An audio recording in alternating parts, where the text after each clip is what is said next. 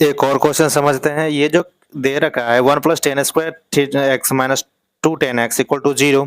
अब ये दो तरीका से बन सकता है। क्या एक कह रहा है 0 degree less than equal x, इसका मतलब हुआ एक्स का जो वैल्यू होगा या तो 0 के बराबर होगा या फिर 0 से ज्यादा होगा। फिर कह रहा है x is less than equal 90 degree, यानी एक्स का जो वैल्यू होगा या तो 90 डिग्री के बराबर होगा या तो 90 डिग्री से छोटा होगा।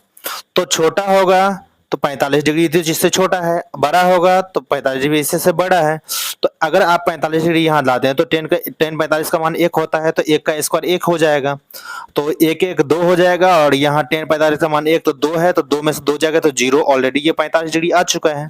अब एक और तरीका है कि आप क्या करोगे, इसका आप ये जानते हो कि 1 का स्क्वायर, ठीक है, और ये b का स्क्वायर -2 × 1 अगर करोगे तो क्या होगा, 2ab होगा समथिंग।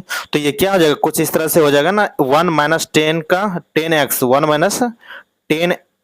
10 का होल स्क्वायर, ठीक है, इक्वल टू क्या आ जाएगा हमारा 0।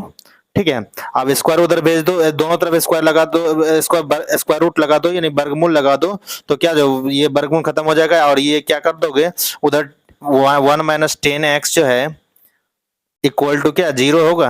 अब 1 इक्वल टू क्या होगा 10x, 10 कितना का मान होता है 1, 10 45 डिग्री का मान होता है 1, तो 10 45 डिग्री लिख दो।